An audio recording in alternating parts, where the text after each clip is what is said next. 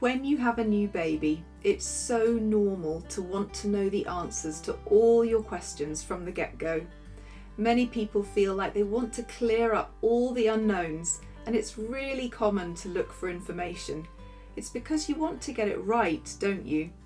Your baby is one of the most important people in the world, and if there's a way to understand them better, you're going to want that. This comes from your desire to do the absolute best for your baby. So it's normal, common, and understandable for many parents to feel like they wish when they gave birth that their baby came with their own user guide to help you figure this out faster. The great news is that while you didn't give birth to a manual, your baby can tell you everything you need to know about them. Your baby is the best possible guide when it comes to caring for them and responding to them. You might be wondering how this is possible when they're so little and they can't talk, but babies are remarkable and they communicate effectively from birth, using their behaviour to show us how they're feeling and tell us what they need. But what do I mean by behaviour? Well, it's not just about smiling and crying. Babies make eye contact with us when they're ready to interact and spend time hanging out with us. They look away when they need a break. They engage with you or objects in their near vision when they're in the mood to play, and they might start flapping their arms and legs when they need a rest or a change of scene. They make rooting movements with their mouths when they need a feed, and might start squirming or fussing if they need a clean nappy. All babies behave differently, so this takes some time to learn how to interpret. It's all part of getting to know and understand your baby.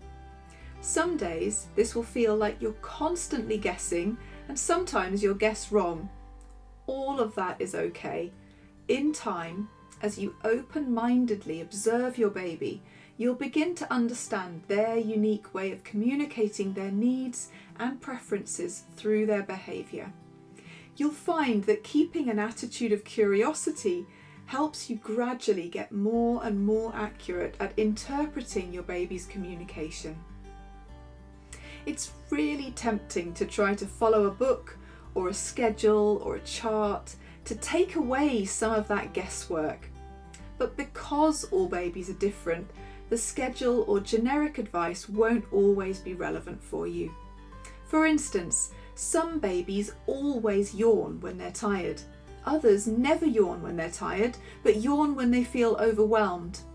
If you're following a guide that suggests yawning means your baby is tired, your attempt to get your baby to sleep might feel like really hard work because your baby might have been trying to communicate something completely different.